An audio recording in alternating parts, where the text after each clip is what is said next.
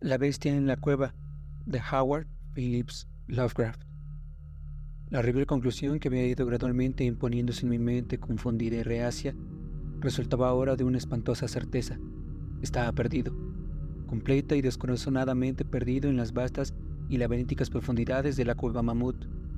Hacia donde me volviese, por más que forzase la vista, no lograba distinguir nada que pudiera servirme de pista para encontrar el camino de salida. Mi intelecto ya no albergaba dudas sobre que nunca más llegaría a contemplar la bendita luz del día, ni a deambular por las amables colinas y valles del hermoso mundo exterior. La esperanza se había esfumado, pero, condicionado como estaba por una vida de estudios filosóficos, obtuve no poca satisfacción de mi desapasionada postura, ya que aunque había leído suficiente acerca del salvaje frenesí que acomete a las víctimas de sucesos similares, yo no experimenté nada parecido, sino que mantuve la calma apenas descubrí que me había perdido. Tampoco el pensamiento de haber errado más allá del alcance de una búsqueda normal me hizo ni por un momento perder la calma. Si había de morir, reflexionaba, entonces esta caverna terrible, pero majestuosa, me resultaría un sepulcro tan grato como el que pudiera brindarme un camposanto. Una idea que me provocaba tranquilidad antes que desesperación. La muerte por inanición sería mi destino, de eso estaba convencido. Yo sabía que algunos habían enloquecido en similares circunstancias, pero sentía que tal no sería mi fin. Mi desgracia no era fruto sino de mi propia voluntad, ya que, a escondidas del guía, me había despegado voluntariamente del grupo visitante y, deambulando cerca de una hora a través de las prohibidas galerías de la cueva, me había encontrado luego incapaz de desandar los intrincados vericuetos recorridos tras abandonar a mis compañeros. Mi antorcha comenzaba ya a flaquear, y pronto me hallaría sumido en la negrura total y casi palpable de las entrañas de la tierra. Mientras permanecía al resplandor de la menguante y temblorosa luz, especulé ocioso sobre las circunstancias exactas en que se produciría mi cercano fin. Recordé las historias sobre la colonia de tuberculosos que, habiéndose instalado en esta gigantesca gruta buscando la salud en su temperatura uniforme y suave, su aire puro y su pacífica tranquilidad, habían, sin embargo, muerto en circunstancias extrañas y terribles. Yo había mirado los tristes restos de sus chozas destartaladas al pasar con el grupo, preguntándome qué antinatural efecto podría lograr una larga estancia en esta caverna inmensa y silenciosa sobre alguien como yo, saludable y vigoroso. Ahora, me dije tétricamente, había llegado la ocasión de comprobar tal respecto, a no ser que la falta de comida acelerase mi tránsito. Según se esfumaban en la obscuridad los últimos e intermitentes resplandores de mi antorcha, resolví no dejar piedra sobre piedra, ni desdeñar cualquier posible medio de escapar, así que prorrumpí en una sucesión de gritos tremendos, a pleno pulmón, con la vana esperanza de llamar la atención del guía.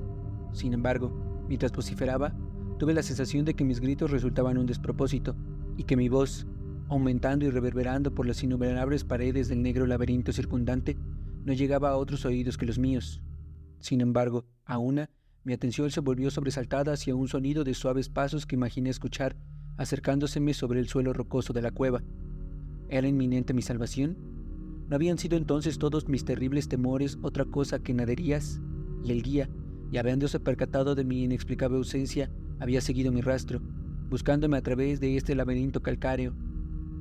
Mientras aquellas preguntas felices brotaban en mi interior, estuve a punto de reanudar mis gritos para acelerar mi descubrimiento, pero en un instante mi alegría se trocó en horror al volver a escuchar, ya que mis siempre agudos oídos, ahora afinados aún más por el completo silencio de la cueva, dieron a mi entumecido entendimiento la inesperada y espantosa certeza de que aquellas pisadas no sonaban como las de un ser humano. En la quietud ultraterrena de esa subterránea región, la aparición del guía con su calzado hubiera resultado como una especie de golpes claros e incisivos. Aquellos sonidos eran blandos y sigilosos, como los que podían producir las arpas almohadilladas de un felino.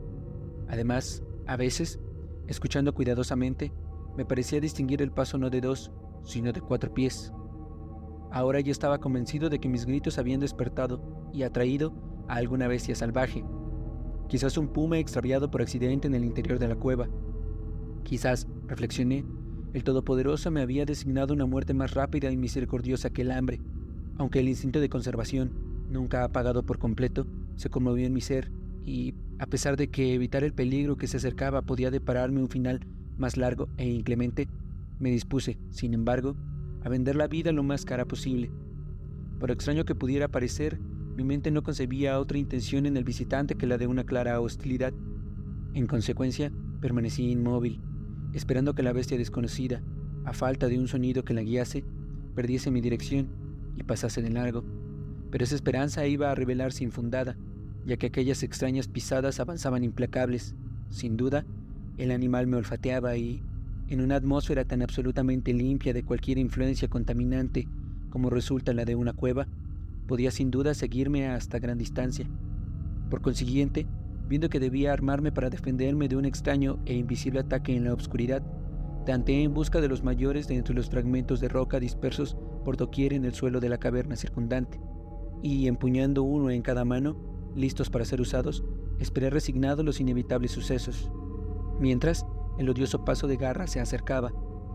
Y la conducta de esa criatura era realmente extraña.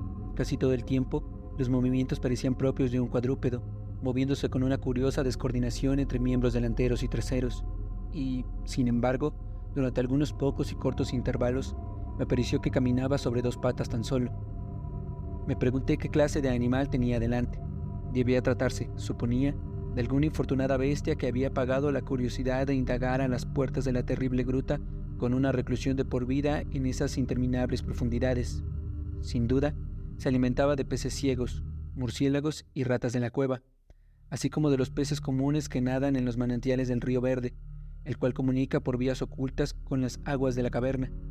Llené mi terrible espera haciendo grotescas conjeturas sobre los efectos que una vida cavernaria pudieran haber causado sobre la estructura física de la bestia, recordando las espantosas apariencias que la tradición local achacaba a los tuberculosos muertos tras una larga residencia en la cueva.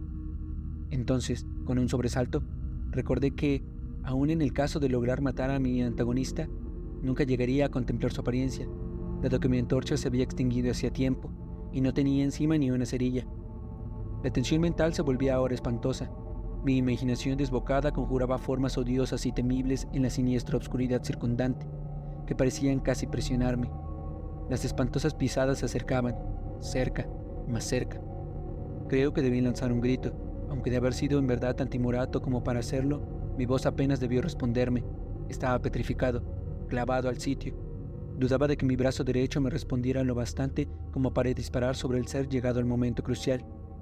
El inexorable pat-pat de pisadas estaba al alcance de la mano, ya muy cerca. Podía oír el trabajoso resuello del animal y, aterrorizado como estaba, aún llegué a comprender que venía de muy lejos y estaba por tanto fatigado. Repentinamente se rompió el maleficio. Mi brazo derecho, guiado por mi siempre fiable oído, lanzó con todas sus fuerzas el pedazo de caliza de bordes agudos que sostenía, impulsándolo hacia el lugar de la obscuridad de donde provenían resuellos y pisadas. Y, por increíble que parezca, estuvo a punto de alcanzar a su objetivo, ya que escuché brincar al ser.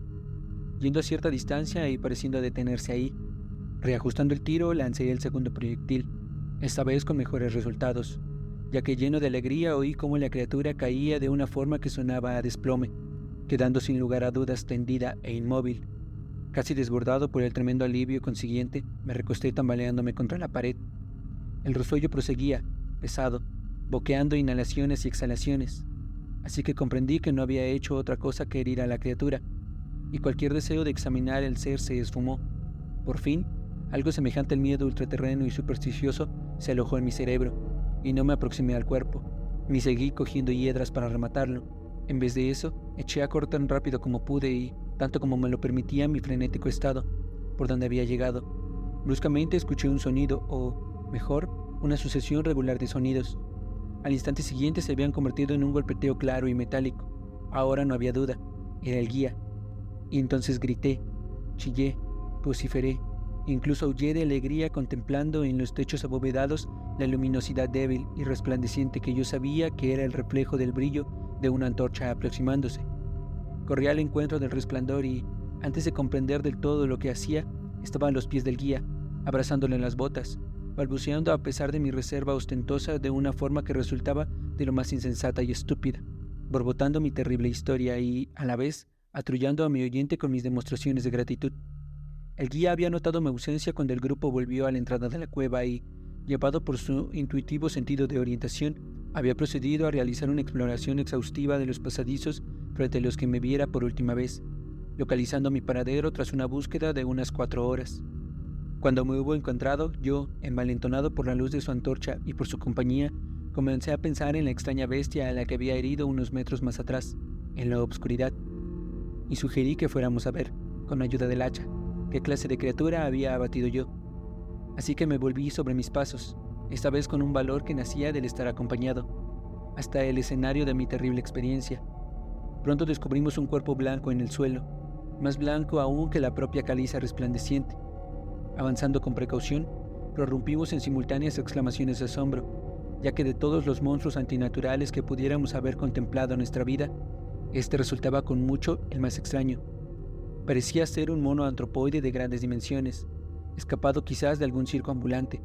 Su pelaje era blanco como la nieve, debido sin duda a la acción decolorante de una larga existencia en los recintos negros como la tinta de la cueva, pero asimismo aquel pelo era sorprendentemente ralo, faltando por doquier, excepto en la cabeza, donde era tan largo y abundante que caía sobre sus hombros en profusión considerable. El rostro permanecía oculto, ya que la criatura estaba boca abajo. El ángulo de los miembros era también muy singular, explicando empero la alteración de uso que yo antes notara, y por la cual la bestia empleaba unas veces 4 zarpas para desplazarse, y otras solo 2. Las manos o pies no eran prensiles, algo que atribuía a su larga estancia en la cueva, que, como antes dije, parecía probada por aquella blancura completa y casi ultraterrena tan característica de toda su anatomía. No parecía dotada de cola. La respiración se había vuelto ahora sumamente débil, y el guía había empuñado su pistola con la evidente intención de rematar a la criatura, cuando un inesperado sonido lanzado por esta última le hizo abatir el arma sin usarla. Aquel sonido era de naturaleza difícil de explicar. No era como los tonos normales que emiten las especies de simios conocidas, y me pregunté si aquella cualidad antinatural no sería el fruto de una larga estancia en silencio total, roto al fin por la sensación provocada por la llegada de la luz, algo que la bestia no había visto desde su llegada a la cueva. El sonido, que de lejos pude definirse como una especie de profundo charloteo, proseguía débilmente. De repente, un fugaz espasmo de energía pareció estremecer el cuerpo de la bestia. Las zarpas se movieron convulsivamente y los miembros se contrajeron. Con un espasmo, el cuerpo blanco rodó hasta que el rostro giró en nuestra dirección. Por un instante me vi tan abrumado por lo que mostraban aquellos ojos que no vi nada más. Eran negros, esos ojos, profundos, tremendamente negros, contrastando espantosamente con la nívea blancura de cabello y carnes. Como en otros moradores de cavernas, estaban profundamente hundidos en las órbitas y carecían completamente de iris. Mirando más detenidamente, vi que se encontraban en un rostro que era menos prognato que el de cualquier mono normal, e infinitamente más peludo. La nariz era bastante distinta. Mientras observábamos la extraña visión que teníamos ante los ojos, los gruesos labios se abrieron y brotaron algunos sonidos, tras lo cual el ser se relajó y murió. El guía se aferró a la manga de la chaqueta, temblando con tanta violencia que la luz se estremeció espasmódicamente, proyectando sombras extrañas y móviles sobre los muros de alrededor. Yo no hice gesto, sino que permanecí embaradamente quieto, los ojos espantados fijos sobre el suelo de delante. Y entonces se disipó el miedo, suplantado por el asombro, espanto, comprensión y reverencia, ya que los sonidos lanzados por la figura herida que yacía sobre el suelo calcáreo nos habían susurrado la terrible verdad. La criatura que yo había matado, la extraña bestia de la inexplorada caverna, era, o lo había sido en tiempos, un hombre.